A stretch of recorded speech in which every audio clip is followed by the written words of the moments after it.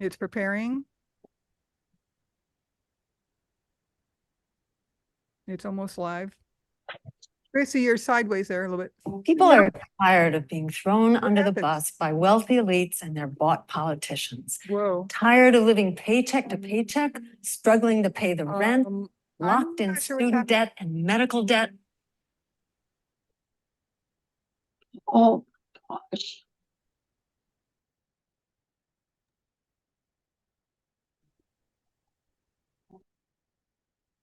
Okay, so it seems that we are live now.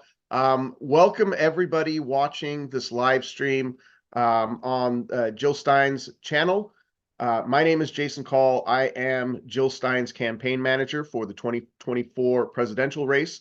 I am happy to be with you today with Krissy Ferguson, who is an East Palestine resident. Today is significant, February the 3rd. It is the 1-year anniversary of the catastrophic train derailment in East Palestine. And so much stuff has happened in between. I think there was a lot of attention on this in the immediate with not only the derailment itself, but with its ties to what the railroad unions or workers unions were fighting for prior to the accident. And I almost don't want to say accident because what happened in East Palestine was inevitable, and in a way, it was almost purposeful. It has devastated a community. Residents to this day, a year later, are feeling health effects, and not just minimal health effects. These are long-lasting, debilitating health effects. People don't feel safe in their homes. Many people are looking for a way out of this town that has essentially been destroyed by corporate greed. If we want to really put a finger on what has happened here, this is a town that has been destroyed by corporate greed.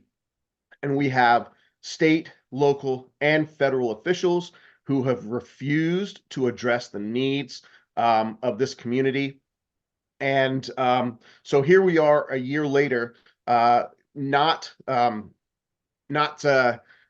celebrating a 1-year anniversary, but mourning a 1-year anniversary because these residents are still struggling. They are hurt. They are feeling abandoned by their government. And we're here to give them voice and to make sure that they have an opportunity to tell their story and to let them know that as a community, as a campaign, we are standing with them, and we want to be able to support them in any way possible. I do want to say that Jill Stein is going to be here shortly. I'm starting off the event because she just finished up an amazing event in Chicago where she spoke along with Dr. Cornel West to the Muslim Civic Coalition on a live stream. Yeah, hopefully you had an opportunity to watch that. If not, you'll be able to watch the replay. I believe it's going to be replayable on the Stein channel YouTube. So Jill will be joining us soon. She's just getting herself set up to where she can be on camera, but she's on the phone listening in right now. So, and we also have a little bit later a scientist, Scott Smith, and Chrissy can tell a little bit more about him, but he has some information to present about the scientific data analysis of what is happening with the environment around East Palestine. EPA officials and local officials have been telling us or telling residents that everything is safe. They're not going to be doing more testing, and Scott Smith has the goods, and he's going to share them with us. I think he's going to be coming in around 30 minutes after the hour. But right now, I'd really like to introduce East Palestine resident Krissy Ferguson. If we can get Chrissy side by side with me. Hello. Hi, Chrissy. Hi. Kathy, can you put us together? There we go. That's what we were looking for. So, Chrissy, thank you so much for being with us. I know that you were on a live stream just a couple of weeks ago with Jill, with Savage Joy, and with Max Alvarez. who have been some amazing support for your community out there. We are proud to join the team of activists and journalists supporting the residents of East Palestine. But I think what we want to do right now is to hear your story in your voice about what you have been through. And I'm just going to hand it over to you. Well, I'd like to start off by thanking Jill and all of you. Without all of you, our stories would be silenced. They would not be told. February 3rd has been the longest year of my life. I've spent the last year the same day. Nothing ever changes, except we are left with more questions and never any answers. I'm about to turn 50 years old. I grew up in a small town. My mother and my father moved into our home in 1970. My great-grandmother had gave them that home for work that my father had did for my grandmother. And I have 4 siblings. And my father was a mechanic, and my mom was a stay-at-home mother. We didn't have a lot, but we had a lot of love. I've lived in that house my entire life. I brought my daughter home from the hospital to that home. She took her first steps in my mother's living room, and I took my first steps. The home was built in 1930. It is an old home, and it doesn't seem much when you drive past it, but it was our home.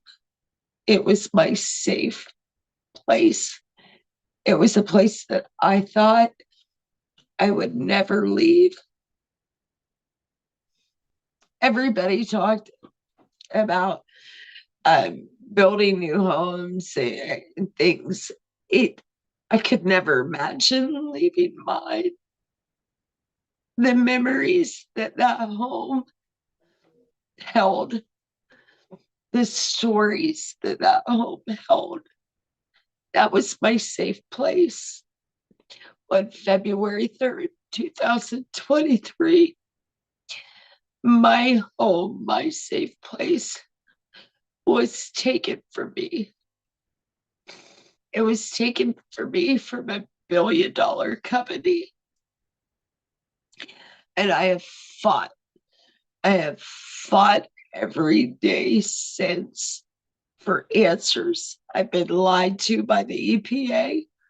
I've been lied to by Norfolk Southern. They say that everything's fine, that we're okay, that the home is okay. It's not okay. I live 0.68 miles from the derailment, and I have Sulphur Run Creek, the polluted creek from Norfolk Southern. It runs underneath my home through through a tunnel. And actually, East Palestine, the homes were built on top of a creek.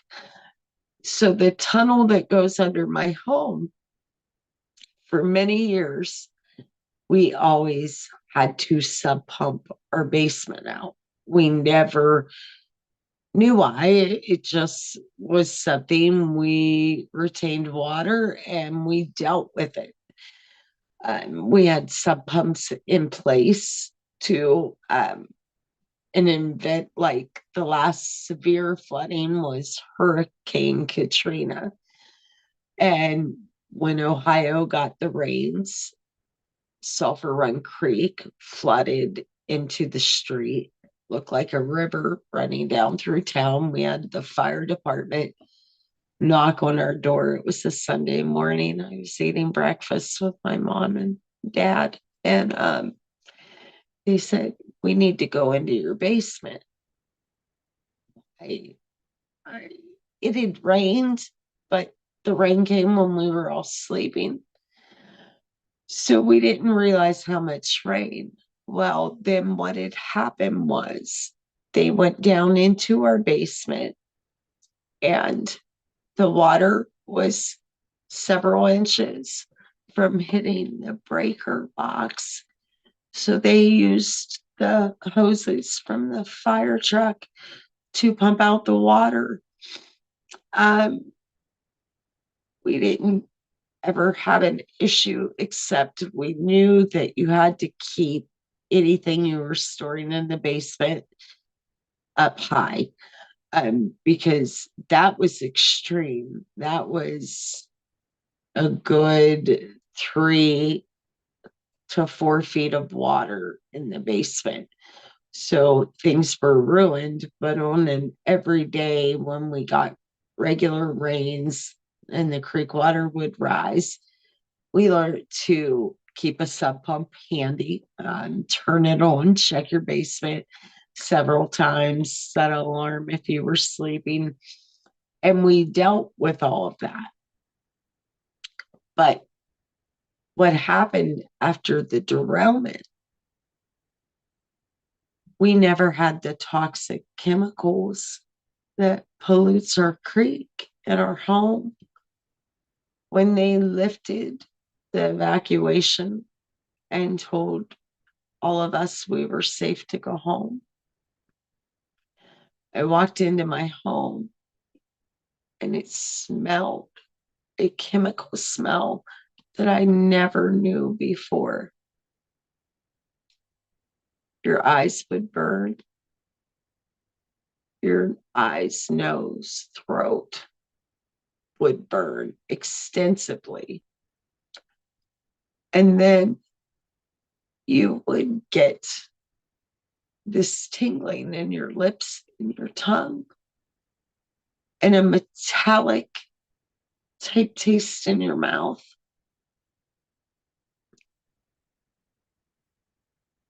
Your balance would be off. You would get a pressure in your head like nothing. That you can't even compare it to a migraine. It felt like your head was going to explode. I set up for an air testing through a contractor of the EPA. That happened on Super Bowl Sunday. I said to the air tester when they came up onto the porch, "You're going to smell something that is horrific. And I want that documented on my paper." And the reason I said document it is I had watched residents for probably a week prior to my test either record their air testing or they would post their results on Facebook posts. And nobody had anything different than a 1 put on their paperwork, but their testing would be a 6, a 5, a 4. Their home would smell. It would never mention anything on their reports about any odor. So I was alarmed and I wanted them to record everything and document everything. My air tester, I'm sorry, can you hear me to make sure everyone's We here? can hear you just fine. Okay. Absolutely. Yeah. All right. It was Super Bowl Sunday, and the company that Norfolk Southern had contracted to do the air testing was a company, CTEH. And like I said, residents were very vocal about not getting the correct readings recorded.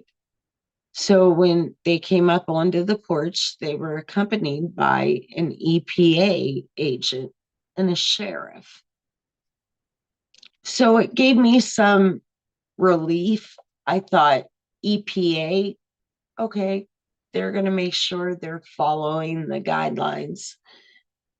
And if there's a problem, they're going to help correct it.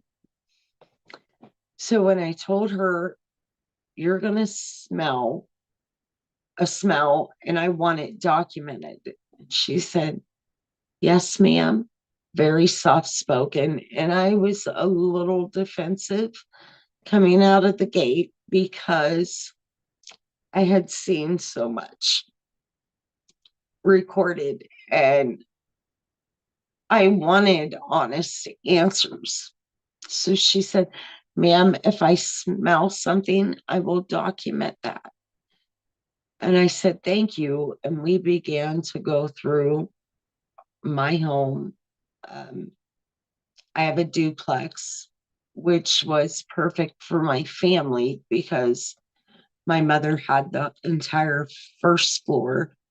She had her own kitchen, living room, bedroom, bathroom, laundry room. I had the second floor. I had my own kitchen, living room, bedrooms, bathroom. I could be there to take care of her because she's 82 years old and she has Parkinson's. And my stepfather is going to be 90 next month and he has started dementia.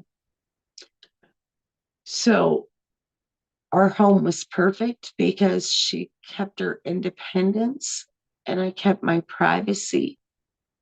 And I could go downstairs and help her, look over her, but she could still do everything that she needed to do for herself. So the air tester went through every room in the house. They went outside because I'm so close to Sulphur Run. I wanted them to test right at the creek because smell was horrific. And Chrissy, can I just ask quickly, are we talking about around the Super Bowl time? Because Super Bowl was like 9 days after the event. Yes. So that's about what we're talking. We're talking about a week and a half. Yes. Okay. A week and a half. And I was on a list for the air testing. I had been in my home after they lifted the evacuation order, and I became very ill for just 6-minute exposure. I had this tingling in my tongue and lips, the pressure in head, tightness in the chest, and burning eyes, nose, throat. People's eyes would see pus. After that evacuation order was lifted and they were allowed back home, nosebleeds, rashes. This was nothing like our town was before. We never had these issues. And they kept telling us that it was safe to be in our homes. So the air tester went to the creek and they tested and they went into our basement and they went on to my part of the home on the second floor. But as we were in the laundry room on the first floor at my mother's and my mother and stepfather's bedroom, we had the door open. So we had the EPA agent standing in their bedroom and the CTH worker standing in the laundry room. And I'm arm's length away from her. And their meters started going off. And they were going off this long, loud beep. And she looked at him, and you could see that she was alarmed. Her whole demeanor changed. She wasn't smiling, and she was always so very polite. She gasped for a breath, and she said to him, I have a solid 2. What do you have? And he said, well, you got a 2, but like, how long? And she said, it is solid. Her whole demeanor had changed. She's like, it is solid. It's still standing. It's been over 2 minutes. What do you have? And he paused. Now, he is the EPA agent, the one that is there to protect us. He says, not a 2. She said for the 3rd time, and she said it like a drill sergeant. That polite person, my height, looked up at the CP agent, and she said, what do you have? Do you have a 2.9? He said, no, a 2.3. What do you want me to do about it? She said, I want you to call your supervisor now because I'm calling mine. He did not seem happy by her order, but he walked out onto my porch. Last I seen him, he was on the porch. She was still arm lengths away, and she called her supervisor. I couldn't hear the supervisor, but I heard what she said. She said, I need you down here. We have a problem. And then she says, yes, yes. I know. I understand. I know. And then she said, but you need to listen to me. Sulphur Run runs underneath her house, and you need to get down here now. So at this point, I'd watched 5, 10, maybe even 15 recorded air testing. I seen their documents. Nobody ever had one call a supervisor. So I got very nervous because at that time, every day that I would go home, I'll go to the hotel after being in town all day working. I would have to look at my mother, and she'd say, do we get to go home yet? And I would have to tell her, no, Mom, I'm sorry. We can't go home today. But God's got us, and we're going to get to go home.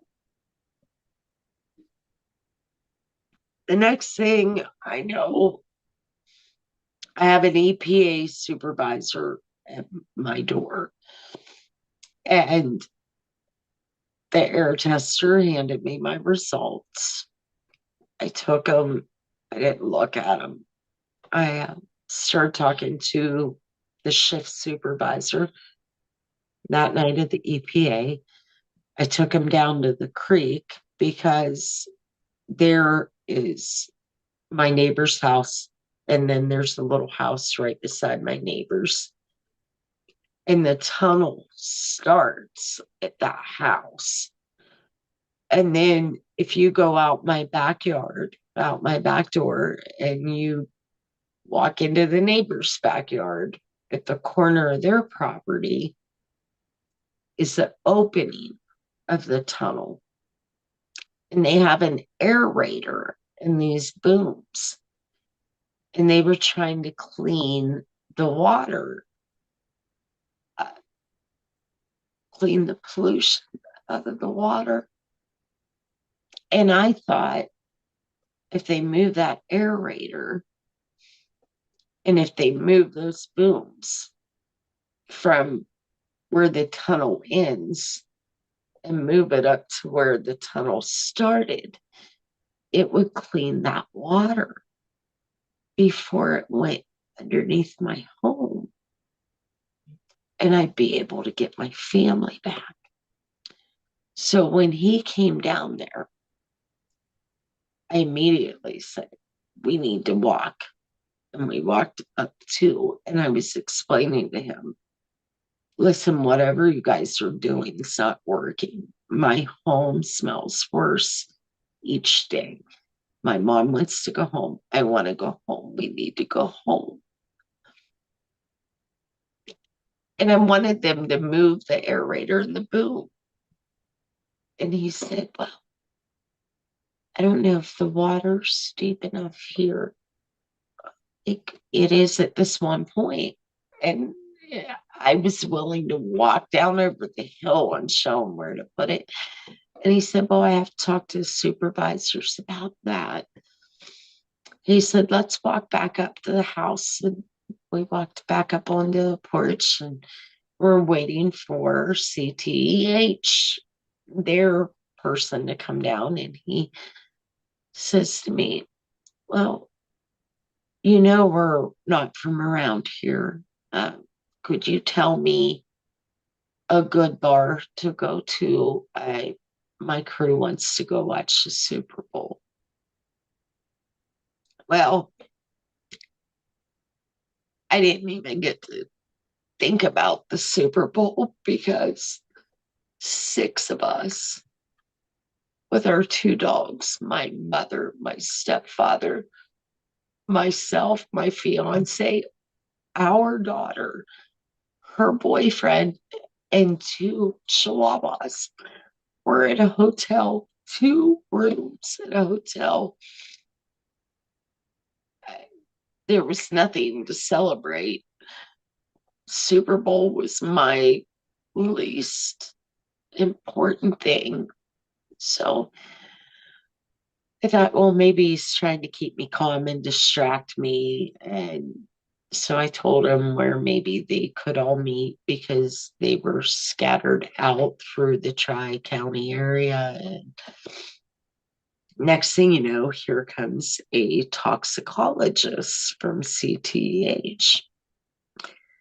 She's a young lady, soft-spoken also.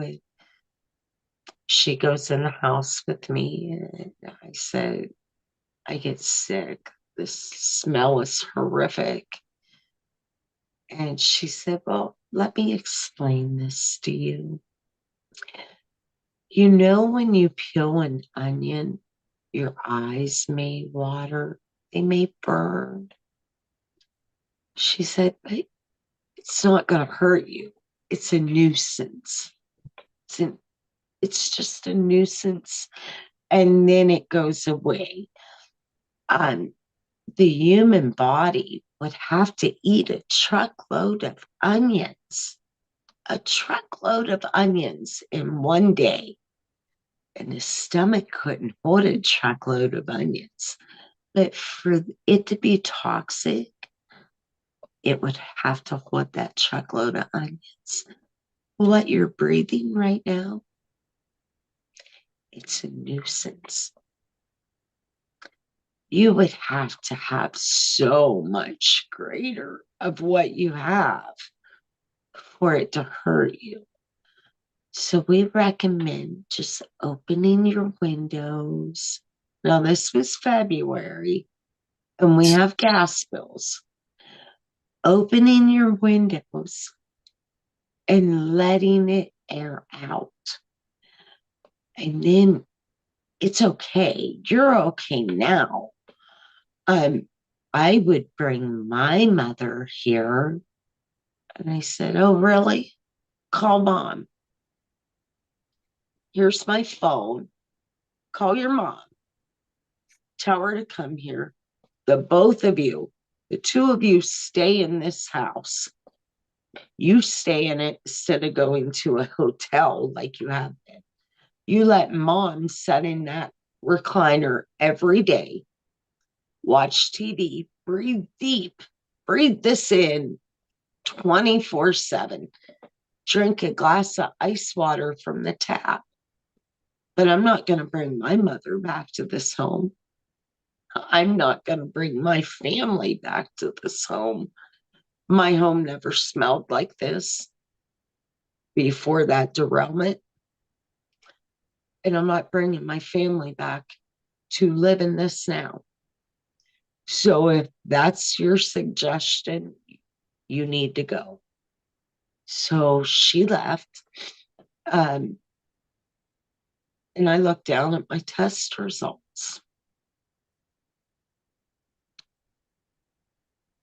In the beginning, when I told you we had a solid 2 and a 2-3, every result on my paper said a 1. They had wrote 1. But the one thing, and I know that's what that conversation is. Yes, yes, I know, but sulfur run, get down here. The bottom of my air testing, there was a comment space, and it was wrote, sulfur run runs underneath the home, exclamation point.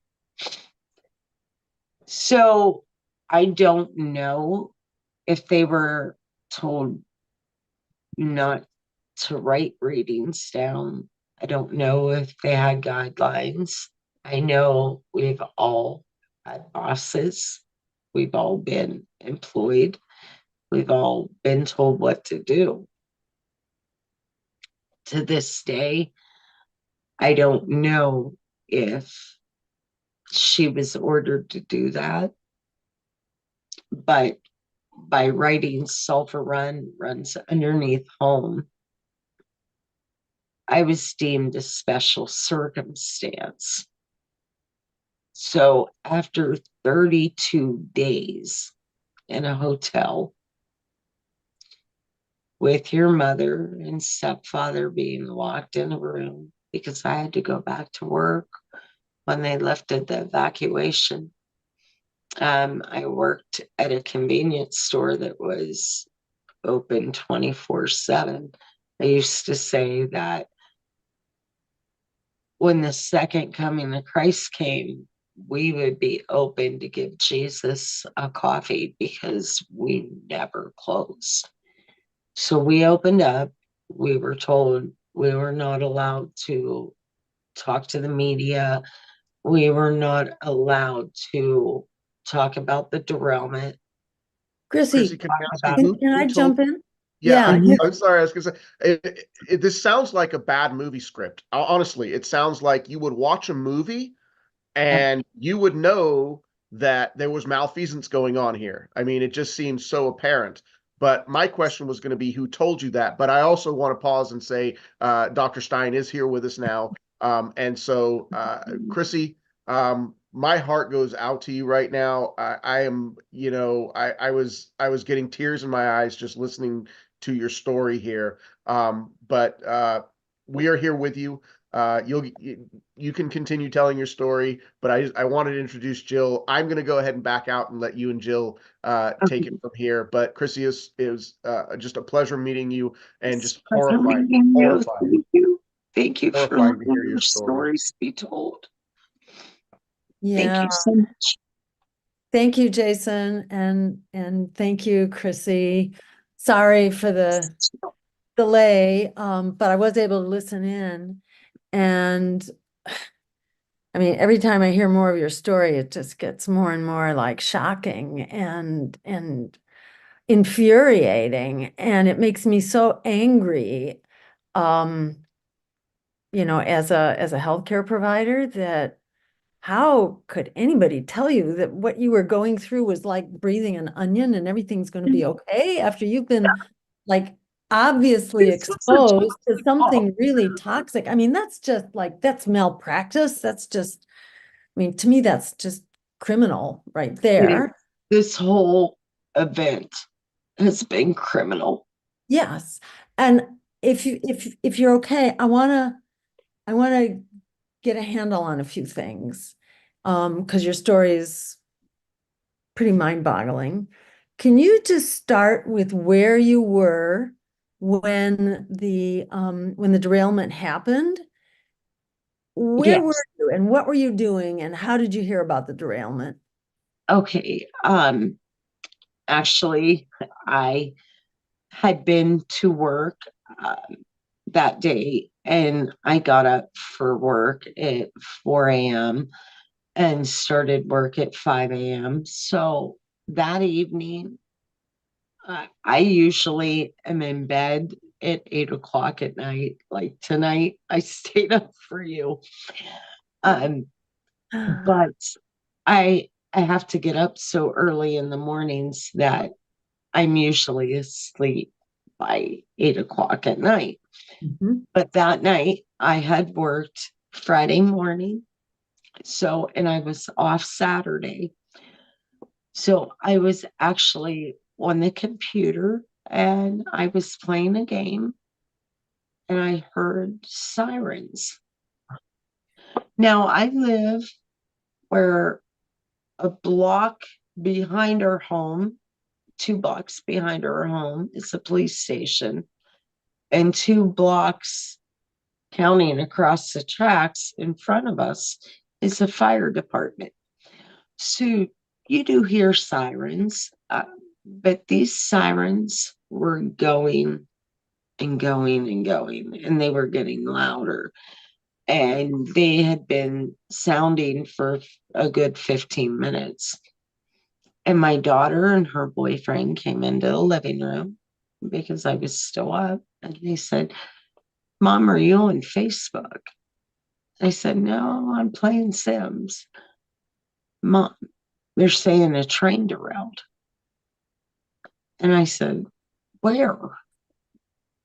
Here in town. Mm.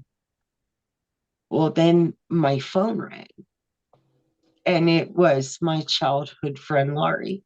And we had been friends since 6th, 7th grade. She goes, Chrissy, where are you?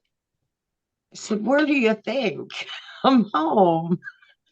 I mean, that was a late night for me. And she's like, Okay, where are you going? I'm like, To bed. She goes, No, Chrissy, where are you going? And like, she was serious. She goes, We're being evacuated. Let me call you back. I hung up with her and I immediately dialed the non-emergency police and fire, the 426-4341. They're like, East Palestine Police and Fire. I'm like, is Rebecca Street being evacuated? Yes. Get out now. So it was the coldest day of the year.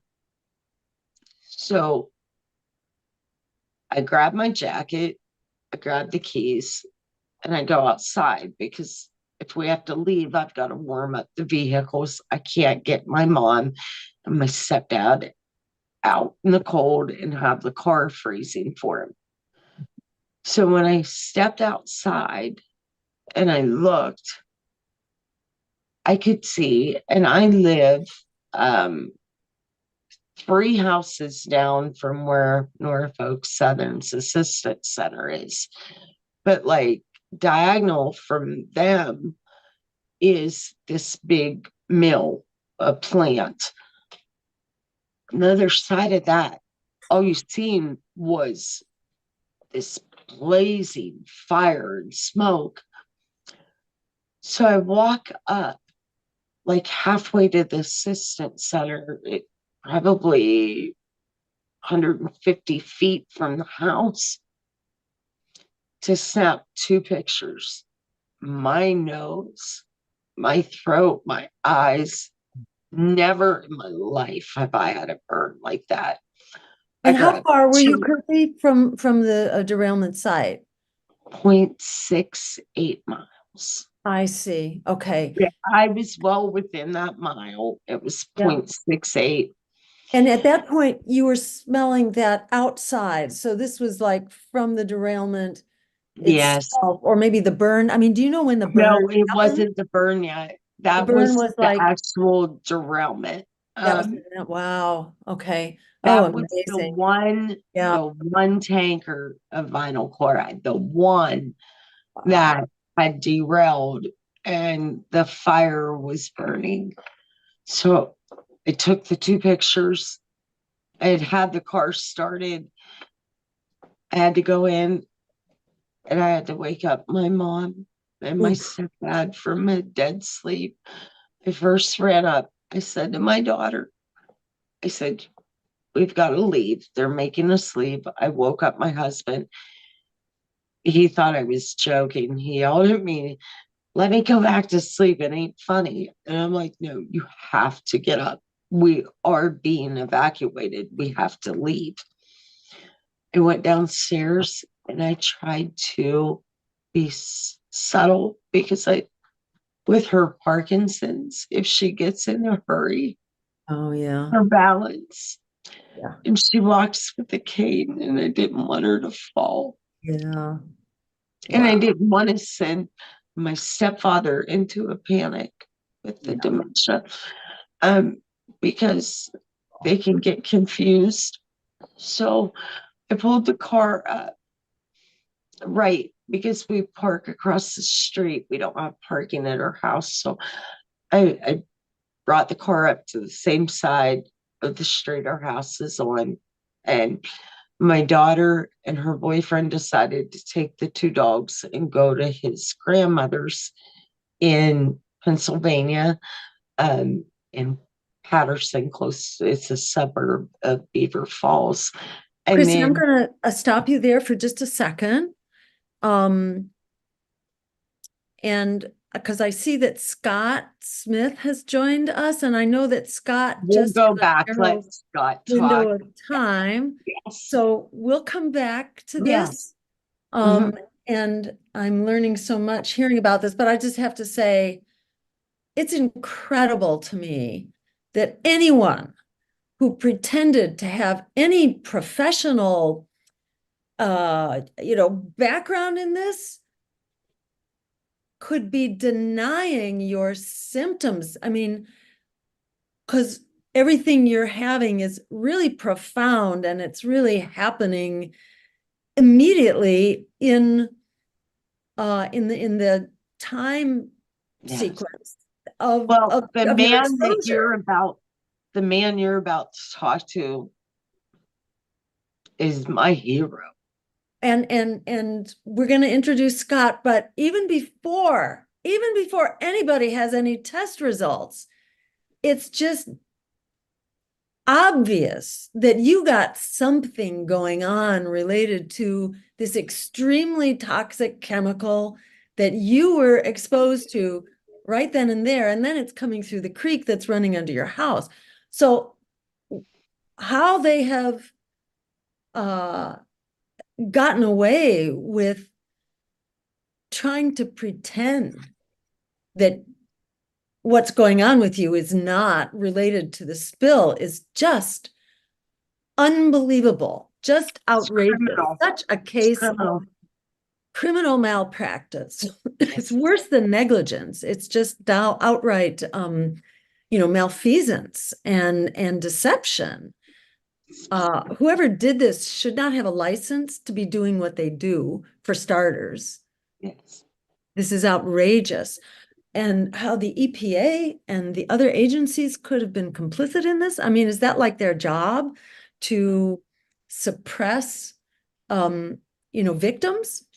Are they in the business of pretending that Definitely not victims are protecting not? us. It's unbelievable. So now we're going to turn to this Yes. hero that Chrissy Yes. You want to introduce Scott?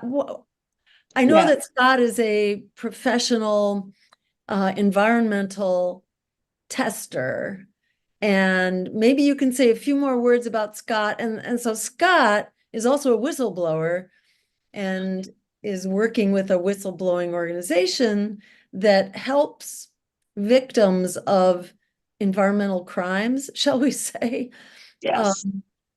get the facts out. And it's unfortunate that you have to have, tests when all you have to do is talk to the people. I mean, there are Yes. some stories that are fuzzy and you can't tell and they raise questions, but yours is not fuzzy. No. And there's a whole lot more to be said and to ask you about, but just in the interest of Get time, back to it. Yes. we will jump to Scott's. So do you Well, want to just say a couple words about yeah. Scott, and then we'll let him take Yes. the microphone? Scott Smith is a man of integrity. He is an angel to many. He has given his time. He has given his money. He has come here without charging the residents, and he has spent his savings to try to save us. He became ill from this. He has suffered and he has been discredited by the entities that are supposed to protect us. Scott has been beaten as bad as our residents has. So I'd like to introduce someone that means the world to us and that has given everything he could to help us, Mr. Scott Smith. Thanks, Chrissy. And I'm going to tell you, hang in there. We're going to get truth and justice. So sorry, Scott. Jill, I can't, I had to speak in East Palestine tonight, and I'm at an event and there's just not enough bandwidth to do video. So No worries, no worries. Just glad you could make time. Really appreciate it, Scott. And we understand that you have some really important kind of breaking news to share. yeah, and I just want to say I gave a presentation and a little bit of all you need to know about my background, and I still don't remember it, but I was 4 years old and I was a ring bearer in a family wedding, and I was told that they gave me fake rings, and out of principle, I refused to participate unless they gave me real rings. That was my opening slide. So I'm born this way. I'm stubborn. I don't give up, and I've had it with the undue influence and the corruption in this country. I've had all I can take. So, and again, I know no one's making it up. I do not want sympathy. I did this because I want to fight for this community, but I can tell you firsthand, I've never had to have my nose cauterized before. I never had nosebleeds. I had all the symptoms of everybody else after testing, a lot of soil and including Chrissy's place. There's no resident I've come across that's making up any symptoms. And to have a federal agency, the EPA, operating as a public relations firm for Norfolk Southern is unacceptable, and it needs to be. That's why I'm appreciative to you reaching out. We got to shine a light on this everywhere, because I tell people, why do you care? Why should you care about East Palestine if you're 2,000 miles away, 3,000? Because this could be your community next. Oh, yeah. Yes. Right. And if I can agree with that it's not only the risk of accidents and spills, but it's just baseline exposures that are allowed as a matter of course, and it's a hear no evil, see no evil regulatory system that does not protect people even when there's reason to do it. The regulatory system is serving profit and corporations. It's not serving people. So it's not out to protect you, and you need a lot of bodies piled up before. Well, Jill, on behalf of Chrissy and all the other residents, really appreciative. And I know we're literally neighbors in Massachusetts, I think, or close by. I say neighbors. If you're within 100 miles, you're my neighbor. No, but I look forward to sitting down with you. And this just because there's also, you talk about malpractice here. There's major media malpractice, and I called out in the public PR people running false narratives. ABC, CBS, and Time Magazine. Shame on them for running narratives that are not accurate and refusing to tell the truth. I am not scared of calling out media when they commit malpractice, and malpractice has been committed by that magazine and these networks. Can you fill us in, Scott, about, what you have been doing and what you've been finding? Yeah, let me tell you why Chrissy, and I'm going to meet with her tomorrow to go, but Chrissy's results are important for all of East Palestine, and here's why. Chrissy put Chrissy's home, they left and have not been back. And first of all, her soil, I tested in May, and it has increased significantly in semi-volatile organic compounds and dioxins since then. Why is that important?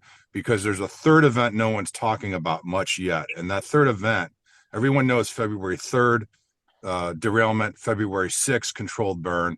And everyone knows there were slow smoldering fires with all these vinyl chloride compounds that created the dioxins. The EPA cleverly stopped testing on April 18th. The remediation ramps up, and then they dig up the burn pits, releasing all the dust particles and everything. And Chrissy lives over Sulphur Run. So her house is proof that this is ongoing and it's continuing. And when we have an agency that works for us taxpayers that has 17,000 people and a $12 billion budget, and they refuse to test residents' homes like Chrissy's, that's unacceptable, and it has to stop. And there's only one reason they're refusing to test, and that is because they are walking lockstep in with Norfolk Southern. So Chrissy's data is very important for the community, and above and beyond that, a week ago on January 25th, I remember where I was sitting in my home in Massachusetts at like 5:40 at night. I discovered where the EPA had buried the test. They tested for dioxins on February 17th. They started every February 9th, and we have the baseline fingerprint for all this stuff. And that was buried deep. And we talked about that tonight. And they're very good at what they do. And I have never seen a community come together like this with a lot of smart people like Chrissy. And they're not, and what I tell people 5-10 years from now, East Palestine is a major turning point, because there are, certain media is getting it and people are figuring this out. And East Palestine represents everything that's great about the country, and about people coming together. And it represents what is really wrong with this country. And what's really wrong with this country is the way the people are being treated, and the government is doing the bidding for a multi-billion-dollar corporation. Why I say it's a turning point is this is with your help, Jill. I'm very appreciative, especially with the problems with the media not willing to tell the truth and the facts. This is going to be a turning point, because I believe East Palestine is the catalyst to bring everyone together to expose the corruption with the government and deal with it once and for all. And what we're seeing here that's really bad, and I've got FOIA requests with the Government Accountability Project, who reached out to me. And by the way, they worked with Edward Snowden and a whole host of people. So I'm very proud and honored they reached out to me. They're supporting me with their team of lawyers. And we are trying to encourage other whistleblowers to come forward, because we know how they game the test results. We know what they're doing. And I'm hoping I've decided to go public in a big way. Norfolk Southern tried to subpoena me in a lawsuit that I'm not involved in a class action lawsuit. They served me in my driveway in Massachusetts. They want all my private communications as a private citizen with residents about their testing result, media, everything else. Total violation of my constitutional rights. And, nothing they would produce. And this is after June 27th, 2023, I went on record with EPA Norfolk Southern. I will sit down with you as long as you give me all your detailed information and it's reciprocal. They refused. They only want mine. And every time they undermine. So, but you know, again, I am talking rapidly tonight because it's been a long day and I'm trying to just summarize this, but I'm hoping I can follow up with you directly for the sit down and have a more thorough long form interview and show you the presentation today. Because again, this community needs your support, Jill. Thank you. And Scott, did you present this data to East Palestine today? I did today. I did I today. see. I did today. Okay. So this hasn't gone public. This is just. No, and just there was a story, Yeah. and News Nation has done a great job, and Chris Cuomo, and News Nation to their credit. And there was a story on last night. I was on with Chrissy on Chris Cuomo's show, and I guess news just broke, Chrissy, with Rich McHugh in the last half an hour, because my Twitter, now X, I'm getting a lot of messages. So that I can think that news just broke. I haven't been able to keep up with it. So Is that with there's a News lot more news coming. News Nation. So, I see. So they just did a story. Yeah, they've done several stories. And are they covering the new results, or is that not out yet? Yeah, they're covering everything. They're covering everything. Okay, so people could go to News Nation to find out what's going on. That's correct. Results. Okay, awesome. And let me ask you this. Are they going, what do you expect Norfolk Southern and the EPA, how are they going to try to explain your results? If your results are incriminating, what are they going to say? Well, first of all, they say they accept my lab results, and that's a good question. And they've resorted to a lot of smear and defamation. And this probably requires a lot more time, but the long and short of it, using dirty shovels and they're accusing me of everything I know they're doing. But the bottom line is, here's the good news. When it comes to dioxins, close to 60% of my results are underneath background. So, but there's 40% like Chrissy's that are in hot zones that need to be dealt with. They pulled the trigger too rapidly on me, because in an ironic way, I limit their liability, but I also point to the people that really need help. And this is a very complicated situation, because I've been doing this for 17 years and over 60 different disasters. This mixture of chemicals is unprecedented in this country.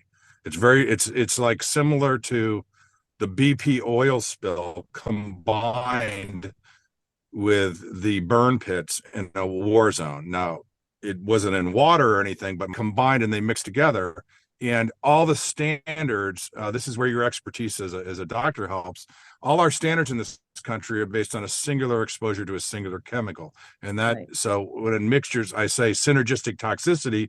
What I say in a positive way, I've had migraines over the years, and you take, aspirin and caffeine, that solves it. One without the other doesn't really solve your migraine, but taken together, that works. Well, on the flip side of that, when dioxins are combining at low levels with all these other things, and you don't know what medications people are on, it doesn't take much. And I'm working with some great Dr. Beatrice Gullum and a lot of toxicologists that are really calling and criticizing the EPA for misleading people. No one's acknowledging the mixture of chemicals. There are no standards. And when the EPA turns around and gaslights people like Chrissy, saying, you are the problem, it's the chemicals in your home, it's your lifestyle. Well, you don't need my testing results. You don't need anybody's to know, simply stated, that these health symptoms were not ubiquitous in the community before the derailment.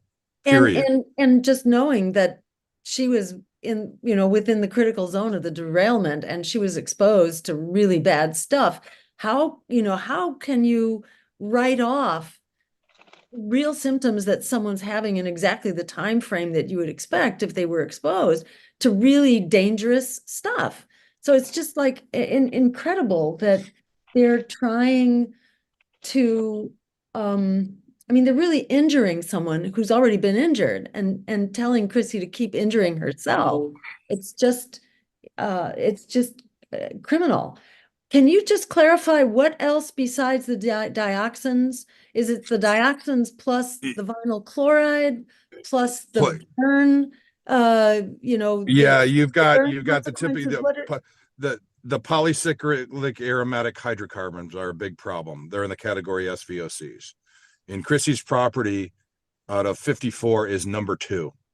in the most recent results, and that they've increased dramatically, and she's above sulfur run. So that's significant. So yeah, as you And the know, polycyclic VOCs, aromatic, can you clarify, the VOCs were part of what spilled, or was that a consequence of the burn? part of what spilled and consequences of the burning.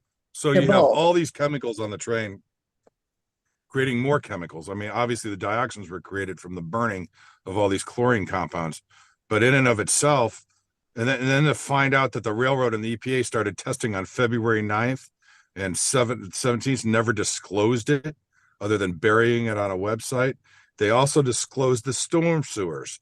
Chrissy's home is also critical because it's a pathway to exposure. She's right on Sulphur Run. And we have in her soil, this is a lot like a crime scene. So now that we've uncovered what I call the baseline fingerprint from the site of the spill, we matched that up with the fingerprint at Chrissy's home and other areas. Mm-hmm. Mm-hmm. Yeah.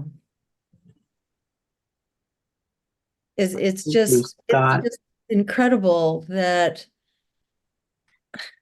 I mean, on one level, it's really incredible that this data is being covered up, but it's also incredible that the community has to be the investigator here and investigate the investigator to like Well, Jill, analyze. they lied. What's that? They lied. They told lied. us that they did not test for dioxins. That's They are on incredible. record saying like, that we they need a weren't going to watchdog. test for it. We need a Mhm. watchdog to protect the community when, you know, this agency is supposed to be doing that. And they not only don't tell you what they tested, but they don't tell you the health consequences that you need to be protected. Mhm. No, they notified, the CDC notified our healthcare providers not to test us for vinyl chloride. I had Yeah. to go to a chiropractor, Dr. Rick Shy, that's running for Congress, District 6. Yeah. And I can imagine they said, Wrote our scripts. they said to your healthcare providers, don't test them because you can't interpret these results as one-offs. You have to sort of do a systematic sampling of the community. I think that's probably Hey. what they were getting at, but that's what they should have been doing. Hey, Jill, I apologize for interrupting, but I would love to stay more, but unfortunately I have to go. Okay. So hopefully great. we can reconvene and I'll reach out to you next week. That sounds great. And I know Chrissy has to be up early, so we'll let you go, Scott. This has been great. Really Okay. good to Thank you talk very to much for about helping this. this community and elevating this. Look forward to Likewise. speaking with you again. Likewise. Okay. Thank you. Scott. Okay, bye. And Chrissy, I don't want to keep you on terribly long. Did we have some other, were people going to be able to submit questions, or is that another time? Yeah, okay. Another time. And I don't want to keep you up too long, but I wanted to just give people a taste of what's going on and the kind of abuse that East Palestine has been subjected to, not Yeah. only in the you know, in the follow-up here, but the fact that you had a spill at all is really horrible and really just represents a complete failure of public health protection and just protection against emergencies. And this could happen anytime. And the fact that Anywhere, the anytime, anywhere. go ahead. I said anytime, anywhere, it could happen. If It you're could. anywhere close to railroad tracks, this could be your town, your life. Mine, I never knew this was coming. I never knew that my mom would be out of her home for a year and not ever be able to return. And where do you live now? Where is she living? Norfolk Southern. We spent 32 days in a hotel. My mother with Parkinson's, you have to use those muscles or you're going to lose them. Yeah. She wasn't moving around enough. My In the stepfather's hotel, you mean? depression with the dementia was kicking in after 32 days of me crying and begging and pleading. They rented us a home. They wouldn't tell me for how long. They told me to throw away any of my furniture with fabric to get rid of it. They gave me a furniture allowance, and they found one of their realtors found us a home, a 3-bedroom ranch home. So it's not near what we had, but we're safe and together. And I found out that the lease was for 1 year, which is up in next month. And a couple months ago, I asked them because they've done nothing to help my home. I asked them to extend the lease. I'm safe until May, but we're going to be homeless come May because I can't take them back. And we can't afford to rent someplace when our home was paid for. Oh, yeah. Yeah, right. No, this should not be your burden. Yeah. There's so much more to it. We were just into that first couple days, but what happened is my pipes to Mhm. my floor drain, Sulphur Run used to be where everybody's sewage went into. That's how it got its name when East Palestine updated and made a sewer system. They never closed off my pipes. So my pipes are open going into that tunnel. Oh, Dr. Rick Shy filmed that. So now when the creek water rises, I have contaminated water, creek water in my basement every day from them. So I can't go back to my home, and they're trying to get me to go back to my home. We'll need probably 3 hours and 2 more meetings to actually get the full story out. But I know we're running out of time.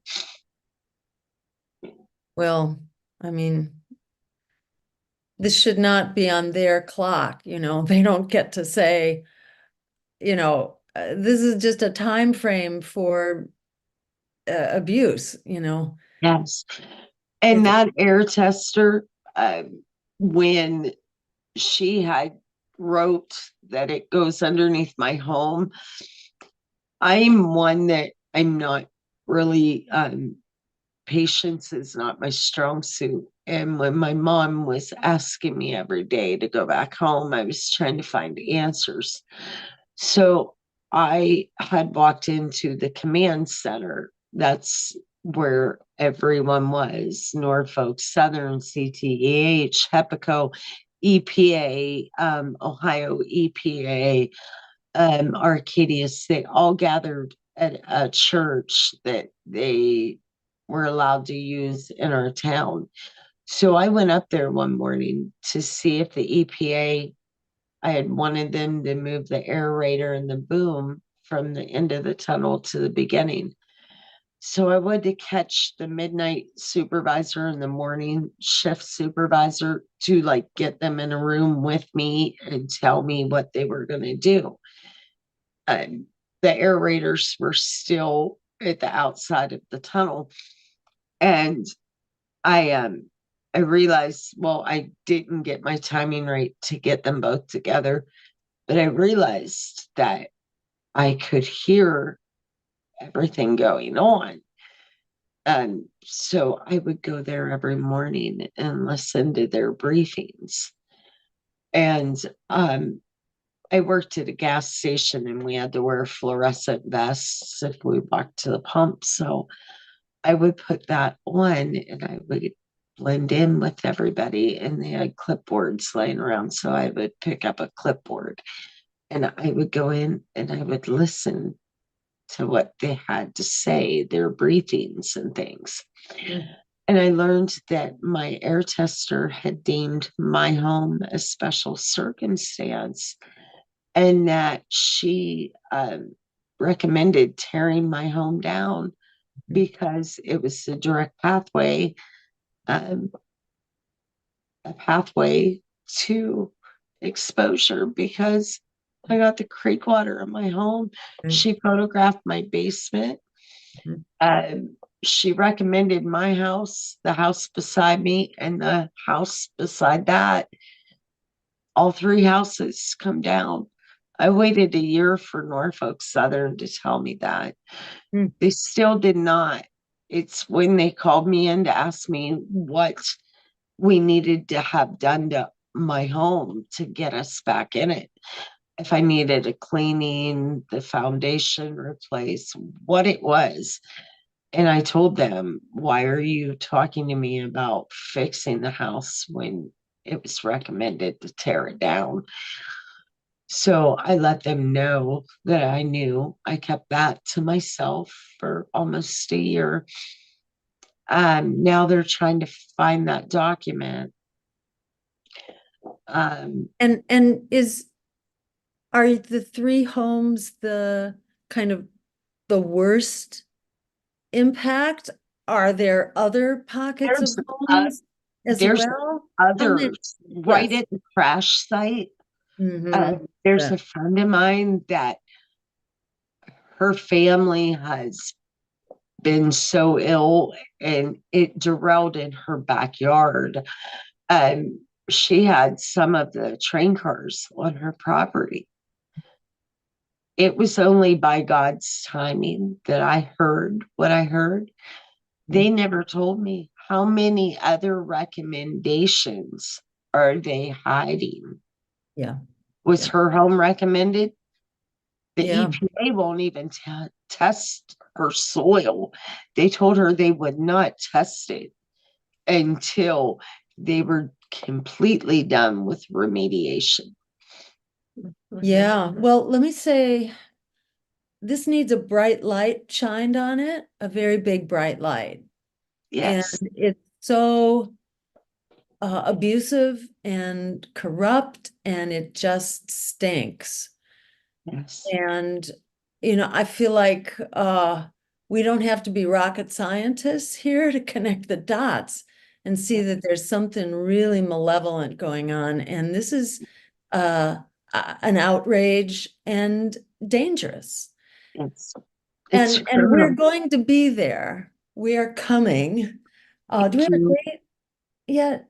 I think the 2nd of March. All right, so it may be Actually- March 2nd, but I think we can aim for lifting this up and deciding what is the demand.